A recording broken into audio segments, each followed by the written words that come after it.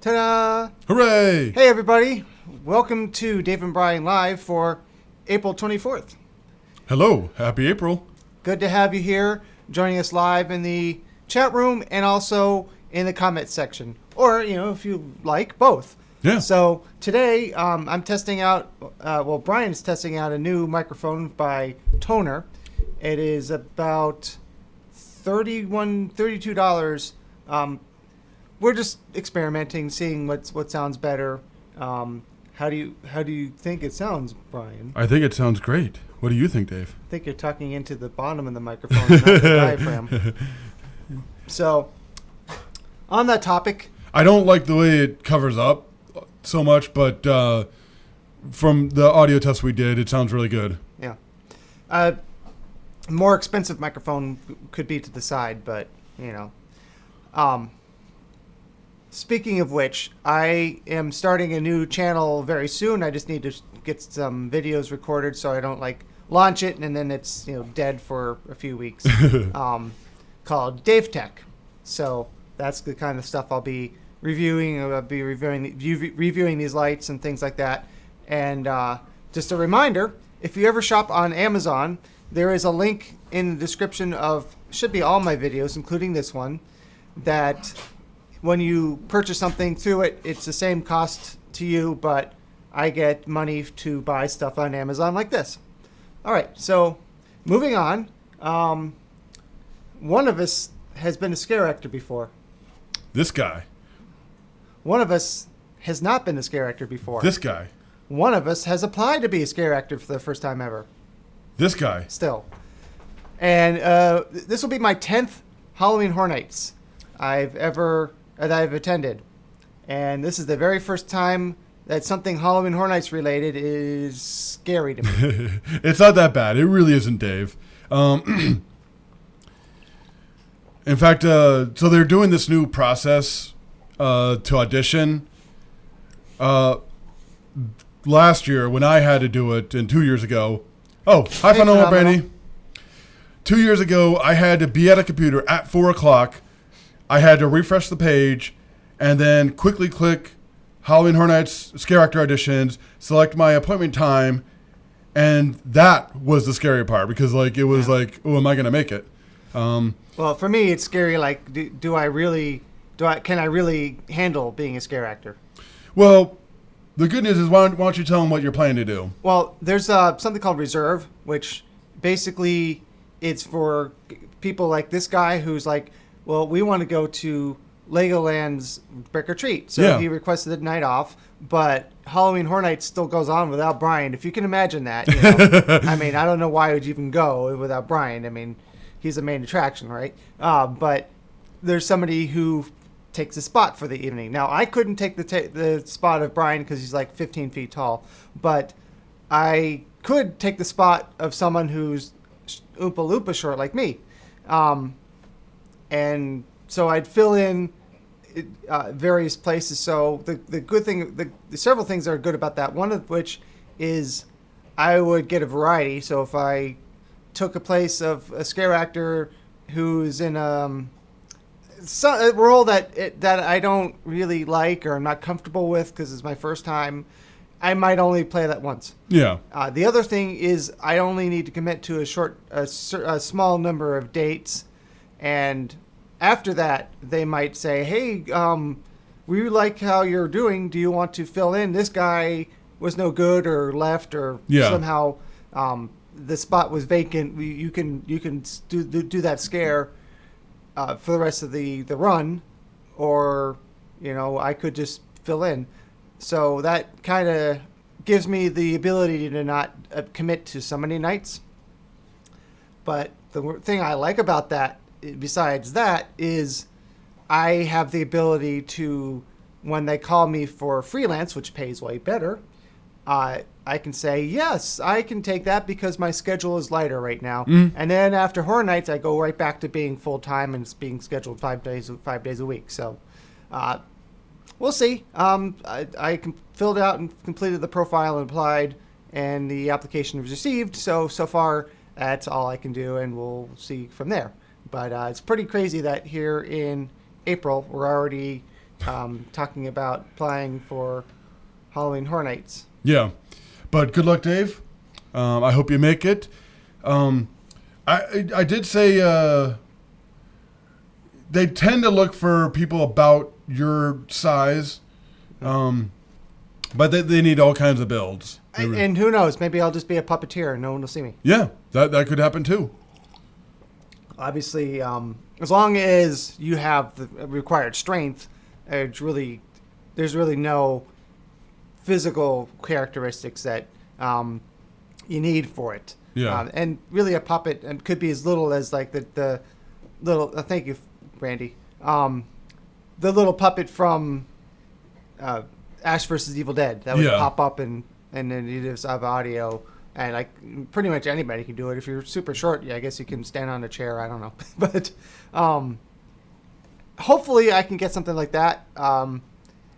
It's maybe if it were the chainsaw hordes in the Simpsons area, the Springfield area, that would be a lot more involved. But also, I love that area, so to be a part of the show would be kind of cool. I maybe I would try that one night, or something like Tim Tracker did. Yeah. He started off like in his video. He started off like not really knowing what to do, and then by an hour later, he looked like he had been doing it for years. Yeah, so. I agree because I saw that video. They did his makeup in a special place, and he got to talk with one of the main show directors. Which was really cool, and he got to ask some questions about like what he did, and like he talked about making Vamp 85 and 55 and everything else. Yeah. So they did his makeup in a special place, but then they just kind of like told him what to do, and like he even like when they were like telling him what to do, like he was like, "This is like a less rabbit, more like this," and yeah. I think the reason that they did it but they did it is because. The whole idea was for it to be publicity for Universal, and they might. He's probably. It lowered.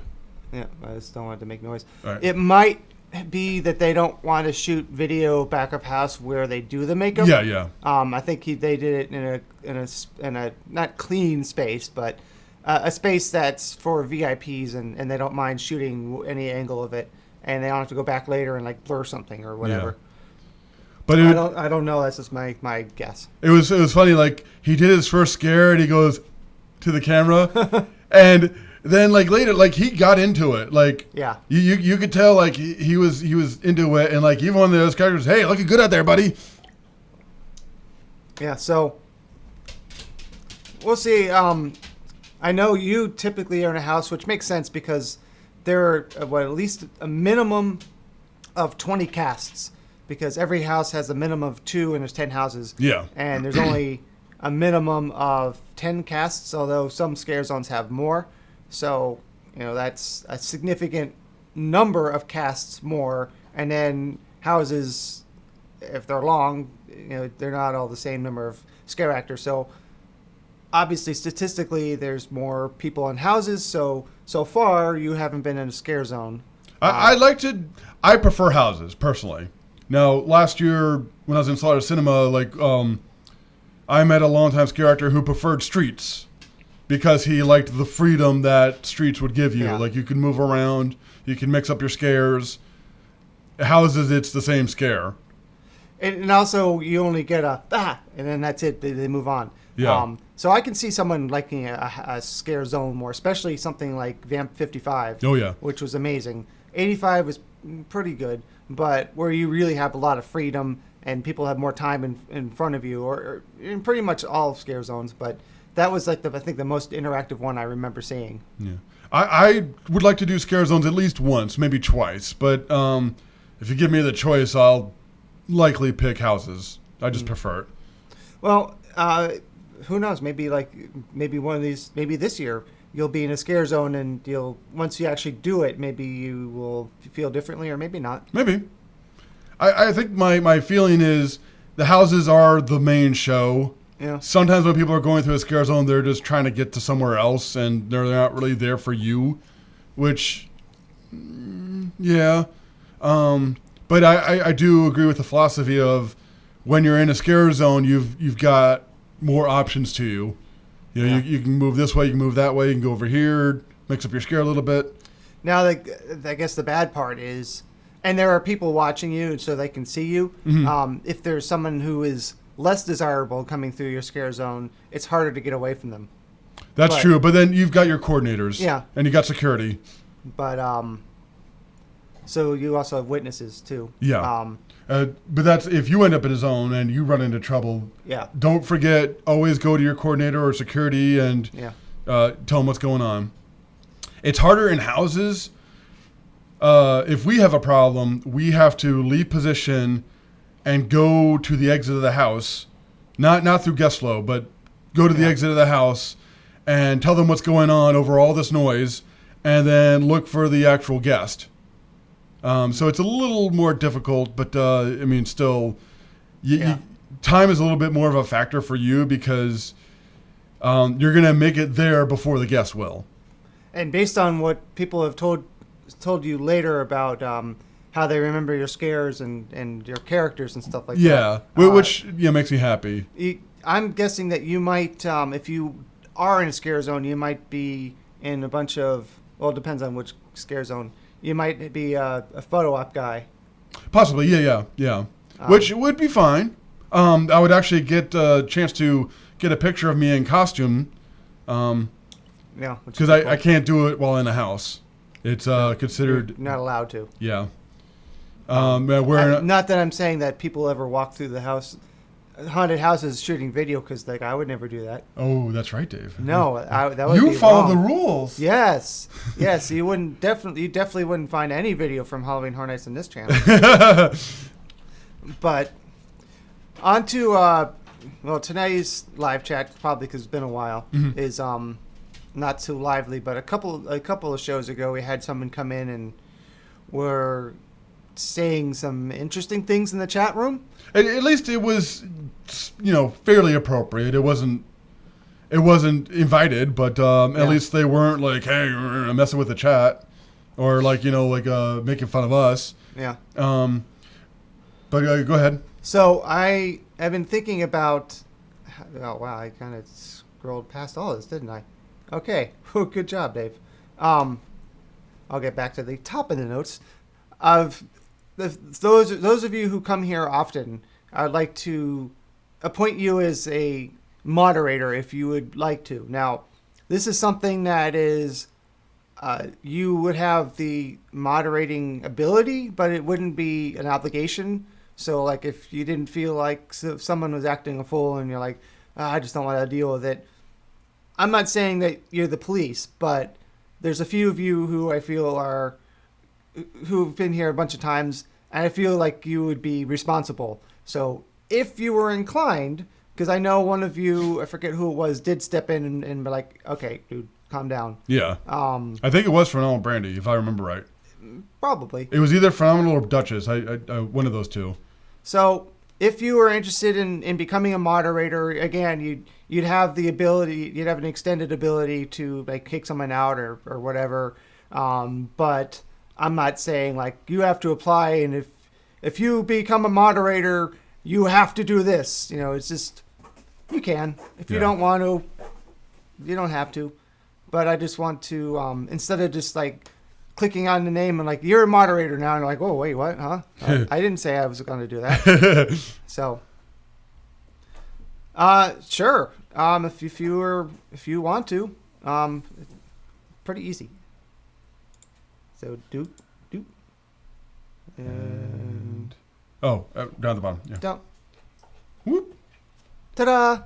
Now, if you want to step down, Phenomenal Brandy, you just say so, okay? Yeah. Or as I said, if you don't feel like enforcing the law that day, just don't. Now, the good news is it's a pretty chill chat. I don't see a whole lot of moderation needs, but at least two of us on here. Whoa. Sorry, I'm getting distracted by technology again. So back to the top of the notes. One of them was I was thinking about one of the reasons why I moved it over to the Ruddy Paws channel was because I needed more views and more subscriptions to get back monetization. I'm actually needing now to get more watch time, but the oh wow, look at you with the blue wrench. Yeah, that was interesting, but I kind of feel like why is she growling? Oh. Kind of feel like I kind of rolled with it, you know. Couldn't I apply suntan lotion on you? And stuff like that. I forget what I said, but it was, I just kept it silly. Well, I think he was joking too, because like you showed your feet. He's like, "Ooh, yeah, show that again." And I think he was only kidding, but like, yeah, well, if you want to show it again, you gotta pay. You gotta do a super chat, yeah, or something like that. But when I first came up with the idea of Dave and Brian Live, I know I should think a little bit more about the name. You didn't like it at first. I don't remember. You're like, this name's not that great. So I was thinking about changing it back to Orlandave because the views were always higher over on Orlandave. And mostly... so fancy. Much wrench now. Wow. Wow. Oh. Have you seen those memes? It's like, that sounds familiar. I avoid memes because I don't like them. Oh. But that seems... You are the internet guy. So it's a picture of an Inu Shibi, a Japanese dog. Oh. And it's just kind of sitting there, like looking at someone taking a picture, and someone put captions, much doge, like misspelled dog, like DOGE, so fluff, wow.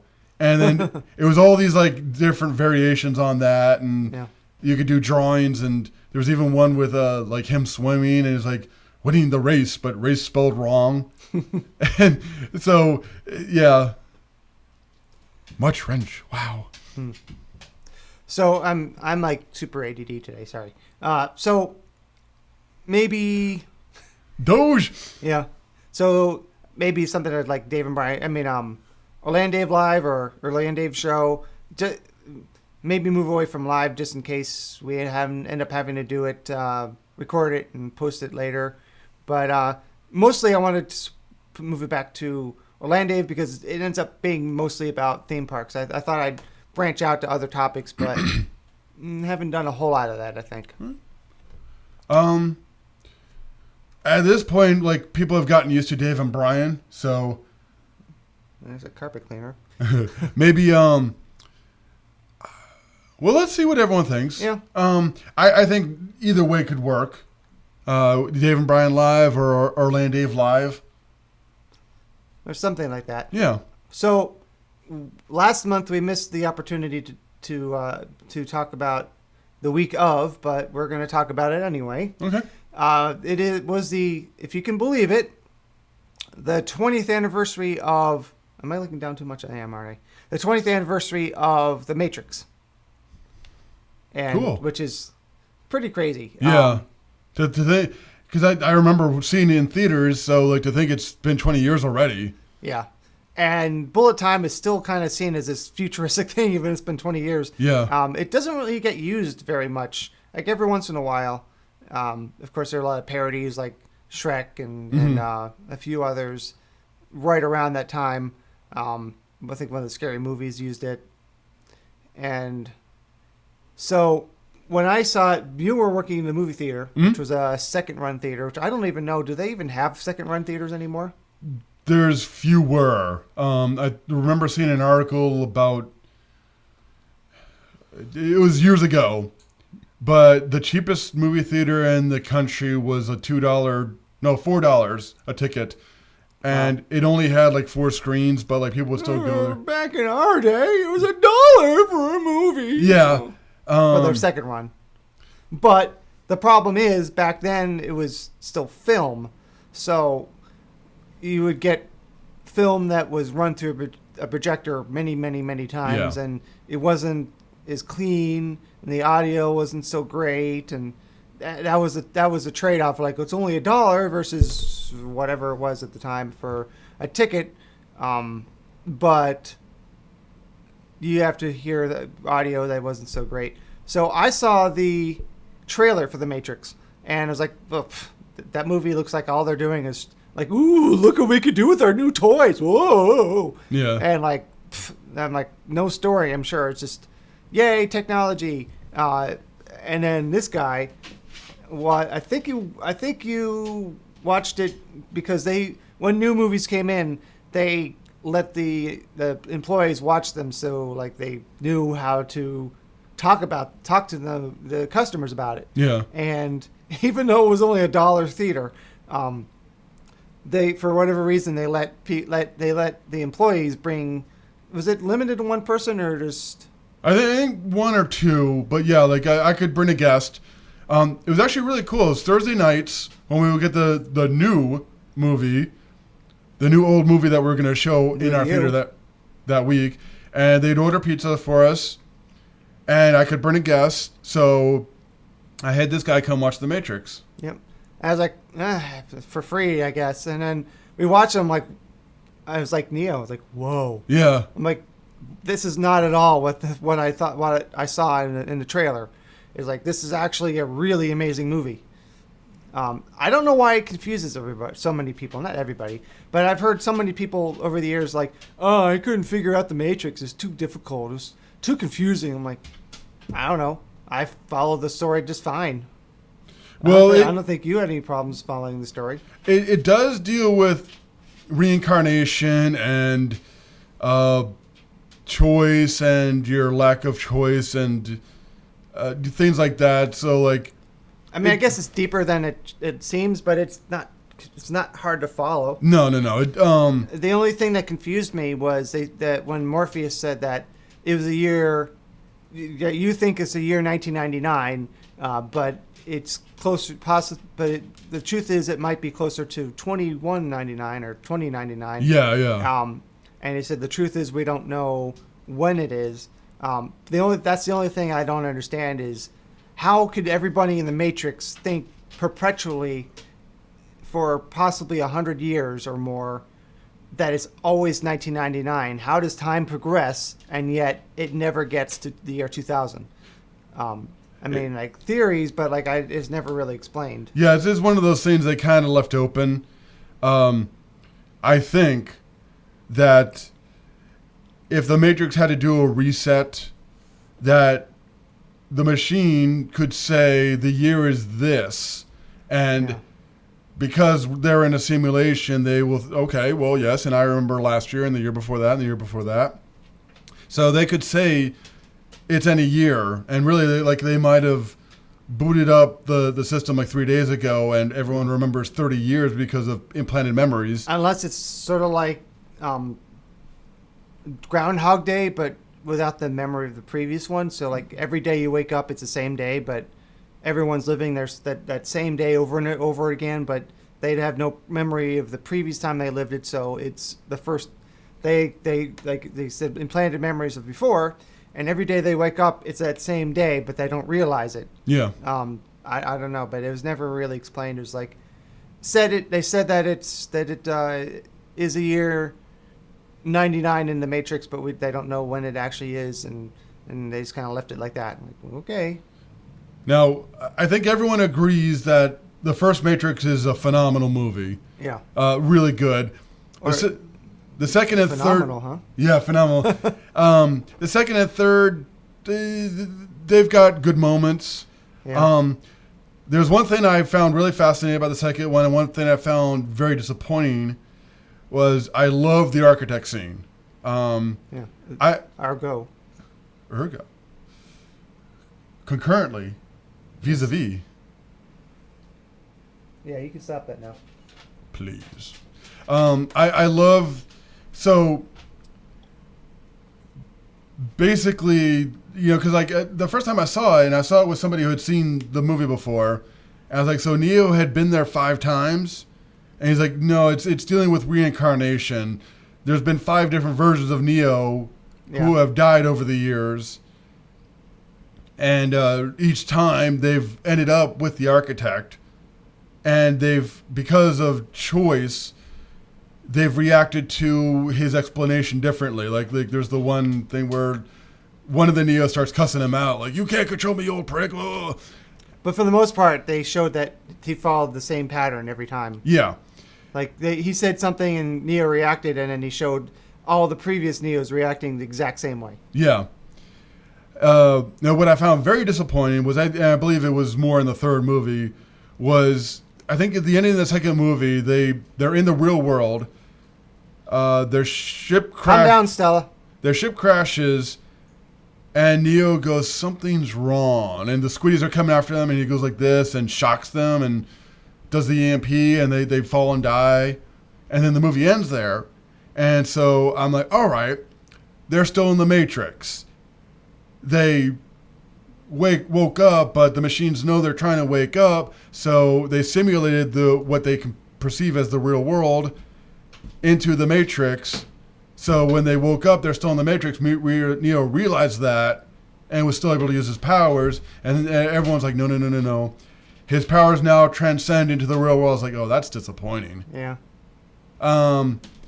Which I guess it still makes for a cool story. I just thought it would cooler that there. Cool story, bro. Yeah, the Matrix within the Matrix within the Matrix within the Matrix story. Basically, the idea is that you don't have choice. That even when you do what you think is escaping, Yeah, you're not. They have control, and you're not really escaping. They're just letting you think you're escaping, and you're really still in their control. Yeah, you're going to a different level of the Matrix. That's it. Yeah, they just simulated what you think is the real world. But they're all in all, they're a really good series of movies. Did a lot of things for modern movie making.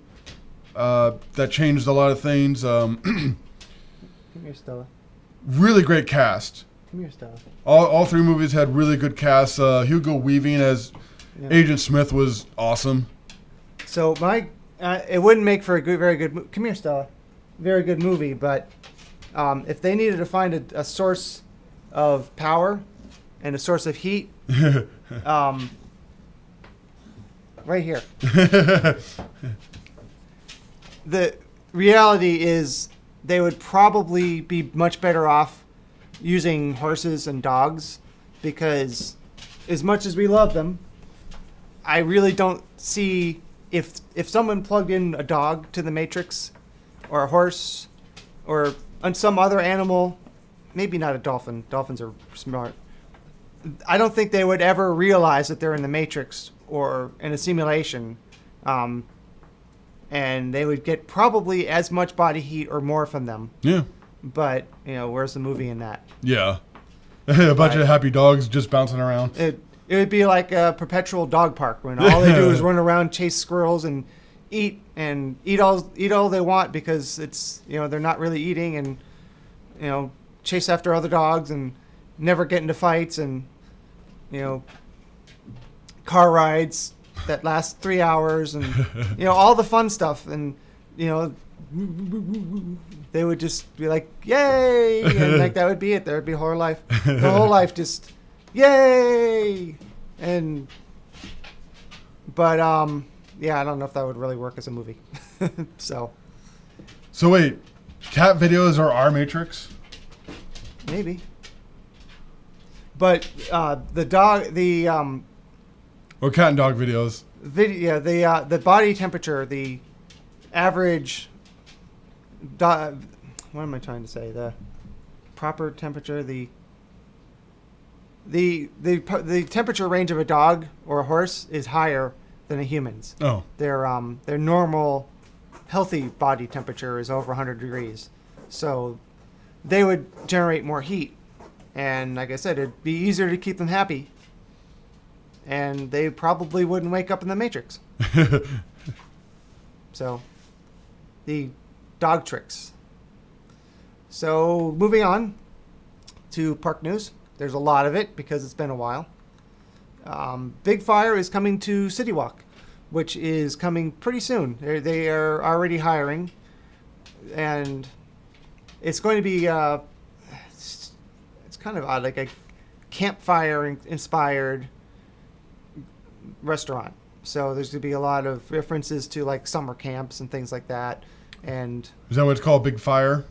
yeah, So is it going to be a lot of wood fire grill kind of stuff? I think so. Okay. There's like burgers and stuff like that.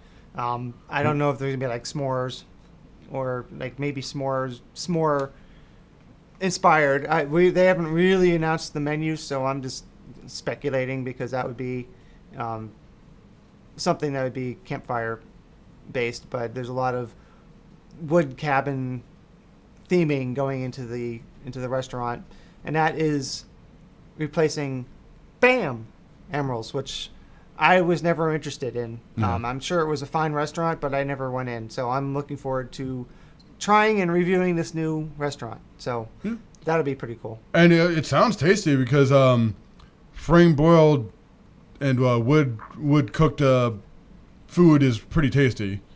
Yeah, and their logo has like the skewers, the extra long ones you use to like cook over a campfire. Oh, okay, cool. So and their what they've released so far has like burger buns that have their logo branded, basically like you would for a horse or something. Yeah. Like a hot iron, burning it into the bun. Yeah. So that's pretty neat. The Today Cafe is coming very soon to Universal Studios Florida. In fact, today is their annual pass holder preview, Oh, cool. if I read that correctly. That is replacing the Beverly Hills Boulangerie. So I kind of liked it, but the Boulangerie was a little dated and definitely needed remodeling or refurbishing.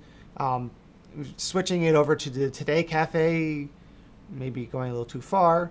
As a lot of people, I don't believe they've put up an actual opening date yet. But I know that they have put out an email for team members to apply. So I would think it wouldn't be too long from now. Well, if they're doing applications for team members, you're looking at like, let's say 3 months. They gotta get everyone hired, get everyone trained, and then do like the meeting stuff. And so I'm predicting like, let's say 3 to 6 months. Maybe not 6, but maybe. I know it's somewhere around summer. I think. Yeah. This is their expected goal. The Today Cafe is going to be a lot sooner because I guess I can talk about it because it's been in the park. We have seen team members walking around with the wardrobe. Oh, cool. In the park. So I mean, obviously guests could see that, so should be okay to say that. And if they're doing a pass holder preview, then it's very close. I believe that's today, if I read that correctly. I was there yesterday, and the walls were still up. Mm-hmm. So for Halloween Horror. Oh yeah, for October. Which one? Today or Big Fire, or maybe both? Big Fire today. Probably Big Fire. Yeah. So, I mean, get a cup of coffee and a baked good at the Today Cafe, and then later on in the evening, go to Big Fire. Yeah. Fire big. Burger good. So back to Halloween Horror Nights. It is no shock to anybody paying even the slightest bit of attention to anything that Stranger Things is a thing again. Surprise! Yay! Surprise! Not really. It's going to be. Although I was a little surprised by the fact that they're doing seasons 2 and 3. I thought maybe they would stick with season 2 and then maybe 3 next year. I don't even know what season they're on right now in the show, but they're doing 2 seasons at the same time. So I guess they're not stretching it out as much as they could. Well, I think Horror Nights has always learned things over the years. Doing 5 years in a row of Walking Dead wore on everybody, including really hardcore fans of The Walking Dead. Even though people still come back and say, like, so where's Walking Dead? But that might be like an exception. Yeah. and then 2 years of Horror Story. So I think they're sticking with a 2-year rule Yeah. because even when they stagger it the way they do The Purge, everyone starts grumbling about The Purge. But The Purge has been quite a bit, especially when they had a house and a scare zone in the same year. Yeah, so I think they hear all this and they take it into We're getting account. to that next. So the second year we came to Horror Nights was actually it was my third year, was Halloween Horror Nights 21, and there wasn't very much good about that year.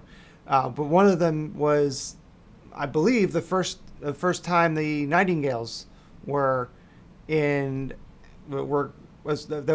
debut. Yeah. We saw them again in Jack Presents 25 years, Yeah. and they are coming back again in a follow-up house with apparently large amounts of blood. Yeah. Gladiators. Yep.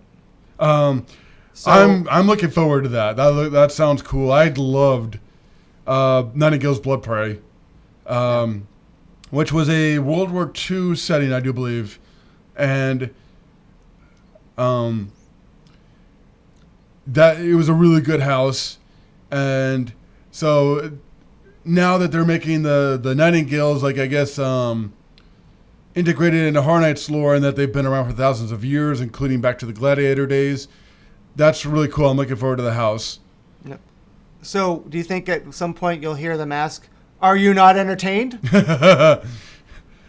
That's possible. That's completely possible. I mean, it is an original house, so the nice thing about that is they don't have to answer to anyone but themselves. So But is that also a Universal movie? no, but I mean, it's just I don't know, but it's just one line. I don't think they'll be. They probably won't, but they could. Yeah.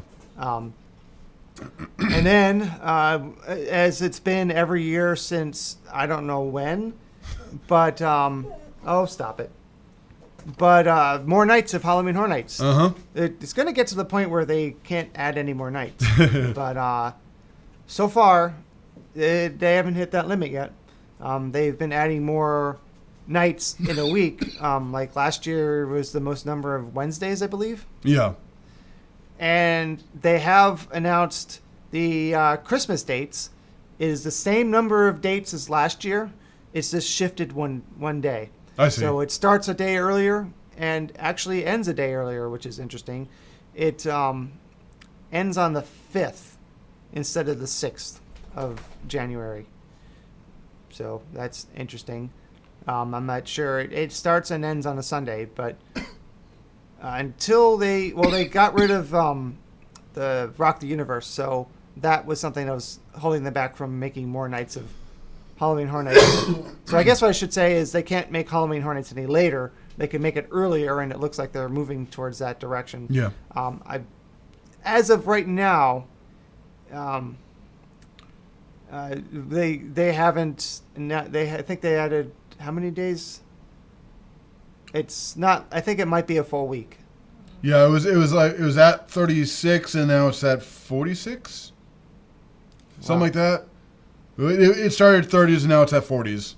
Yeah. So as far as the if it's a tent or a soundstage, we won't know until they tell us. Now the first Nightingales was in a stage. It was I forget which one, but you can look it up on one of the old maps or the Horror Nights wiki. But definitely horror. I think it was where Carnival was. So one of those. 25. Yeah. So. 25 is one of our largest ones. Yeah. So like a nice big soundstage. Now, could it end up in one of the tents? Possibly. Yeah, I mean, there have been some really, really great houses and tents. Oh, yeah. They look small from the outside, but they fit so much on the inside. Yeah. Fun thing is, when Universal Studios Florida opened, Soundstage 25 didn't exist yet. That was one of two sound stages they added. They added 25 and 22. Oh, that's cool. Because it was part of the backlot tour. Yeah. That we don't have anymore for multiple reasons. One of which is driving a tram down the streets with other guests. Maybe not a good idea. Also, Hollywood started in way back in the early 1900s as just a movie studio, and they still make movies there. That was the goal of Universal, but it unfortunately movies never really made it to Florida like they hoped to. But we do shoot things in Florida, mostly shows, but they've got places where you can shoot movies, shows, and whatever else. But it could be a soundstage. Yeah. But we've had some pretty big stuff in the tents as well. Yeah, Insidious was there in a tent. The first Halloween House was a tent. But we have that extra building now, Yeah. which is the new parade barn. Mm-hmm. So that's a possibility as well. The 20-year house was in one of those tents. Oh, yeah. Yeah. So, and I already talked about Davis as me as this character. One thing I forgot to shoot yesterday when I was at Universal, I had my camera all set up, but I was waiting for the Superstar Parade to move on, and then I was like, well, I might as well go shoot in the former T2 gift shop before I forget. I shot that, and then I left, and I was like, oh man. During the day, they for now at least, they are doing a water show with the water fountains in the lagoon that are there for the nighttime show. So basically, they're doing sort of the Bellagio show or something like that, where they have music that's playing awfully loud, and the fountains move to the music. Now, there's no lights because it's daytime. There are lights, but you wouldn't see them because the Bellagio show happens. It probably happens during the day too, but so basically they're moving the water back and forth and shooting it really far up in the air, going along to various music. And I meant to shoot that yesterday, and I completely forgot. Whoops. So that's something that's new. What time of day does it normally happen? I don't know. Okay. I noticed a few days ago that it's directly after Superstar, but I don't believe they've published anywhere the times. And I think that's only until the end of the month for now.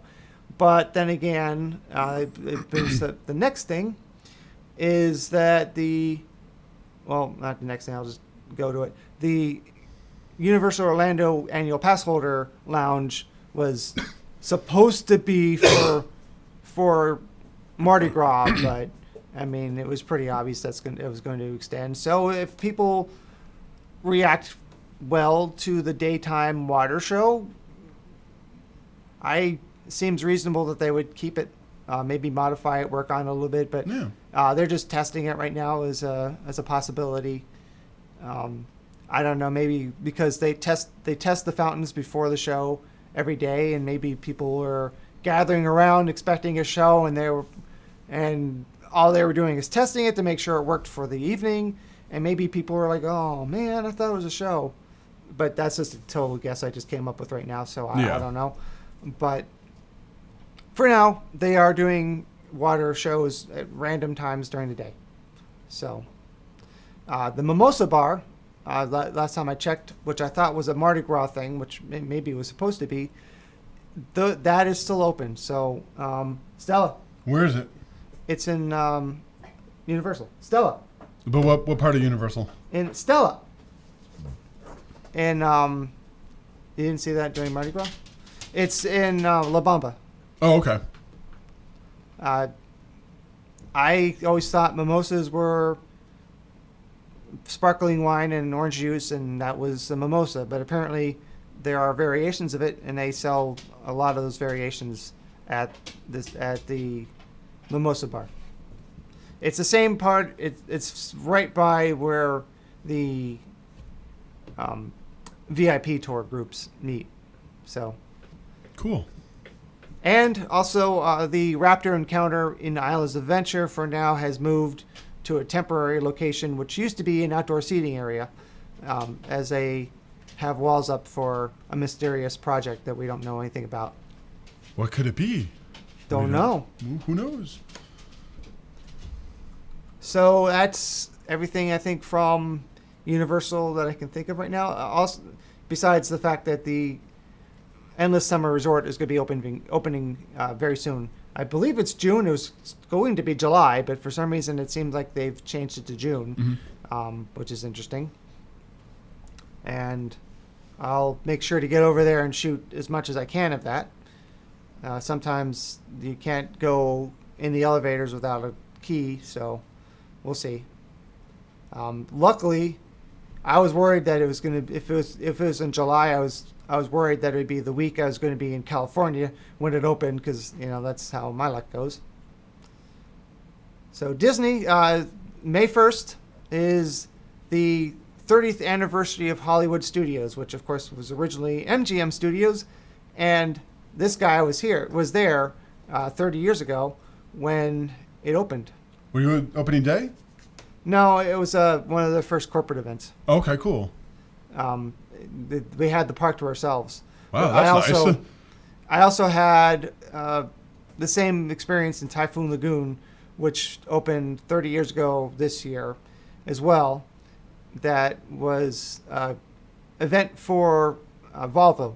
So we were it was an evening party, and we were the only people in the park. So that was a very fun thing that I still remember 30 years later. So it was a great party. So I thankfully, due to the generous trading with a cast member, have acquired a pass to get into Disney on May 1st. So that's what I'm going to be doing. Cool. All day. I'm going to be starting in Hollywood Studios and then making my way over to Epcot for the Flower and Garden Festival, which I still have not seen this year. And then just going from there and staying until the parks close.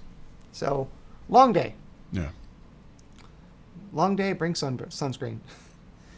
And also, Disney announced a while ago that their Star Wars Galaxy Edge will open in California on May 31st. So, that means when I go there, it'll already be open.